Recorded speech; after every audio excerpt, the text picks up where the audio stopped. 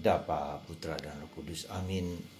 Allah yang penuh kasih, kami ucap syukur dan terima kasih bahwa kami adalah gambar dan citra-Mu. Dan kami harus mengembalikan citra kealahan kami kepadamu. Dan citra bahwa kami juga adalah makhluk sosial bertanggung jawab untuk kebaikan banyak orang. Maka kami wajib juga untuk membangun bangsa dan negara kami. Lewat pajak, lewat pelayanan dan segala macam hal berkaitan dengan kebaikan sesama. Terpujilah namamu kini dan sepanjang masa. Amin. Para saudaraku terkasih dalam Kristus, dalam kitab Tobit, kita diajak untuk memberikan perhatian kepada karya-karya sosial kita, karya fisik kita, membantu orang miskin, membebaskan orang dari tawanan, ya, menerima para yatim piatu, mengunjungi orang sakit, ya, dan memberi nasihat. Ada 7 hal yang keluar dari karya pelayanan kita kepada orang lain. Setiap orang punya cara dan bentuknya sendiri-sendiri, tapi yang penting bahwa kita harus murah hati kepada orang lain, harus baik hati. Apa yang bisa kita bantu untuk orang-orang menderita, sekecil apapun, itu adalah tugas dan tanggung jawab kita. Tuhan memberikan rahmat dan karunia kepada kita, dan itu wajib kita bagikan kepada orang lain. Karena segala yang kita terima itu adalah anugerah Tuhan. Lalu yang kedua, Yesus hari ini dijebak dengan pertanyaan-pertanyaan yang agak dilematis. Pertama, kalau kewajiban untuk membayar pajak. Kalau tidak membayar pajak, maka orang Israel akan dihancurkan atau ditahan oleh pemerintahan penjajah. Ya. Jadi kalau tidak membayar, tapi kalau membayar maka mereka berhadapan dengan orang-orang Yahudi dan para pemimpin agama yang tidak mengendaki atau melarang rakyatnya untuk membayar pajak kepada penjajah. Jadi 2 hal yang dilematis. Yesus mengatakan jawaban yang sangat cemerlang dan sangat bijaksana, dan kita belajar kebijaksanaan dari Yesus. Cuma mata uang. Gambar siapa dalam mata uang? Misalnya kita lihat gambar Caesar atau gambar Presiden Soekarno dan Hatta, gambar mata uang ini. Berikanlah kepada kaisar, kepada pemerintah, apa yang menjadi hak pemerintah.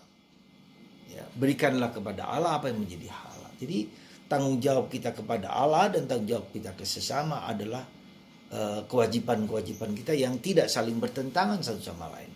Dan ini sesuatu yang diterima oleh banyak orang.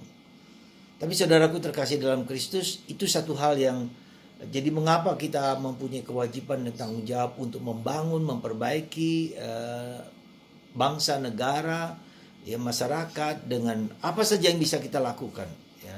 Entah bentuk pajak, entah bentuk karya, entah bentuk kebaikan-kebaikan terlibat dalam di mana kita berada, RT, RW, masyarakat dan seterusnya, atau apa saja yang memang dibutuhkan.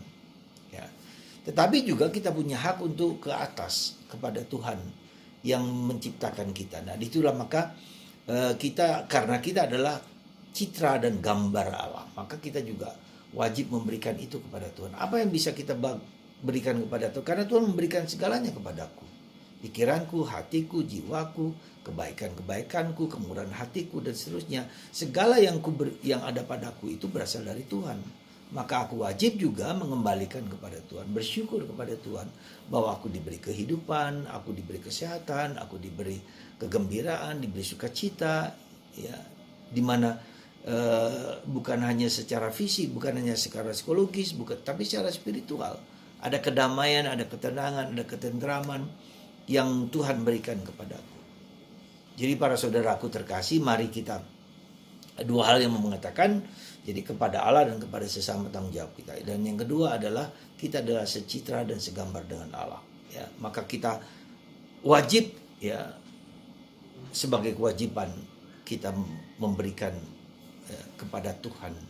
Apa yang bisa kita berikan kepada Tuhan? Apa yang bisa kita lakukan kepada Tuhan?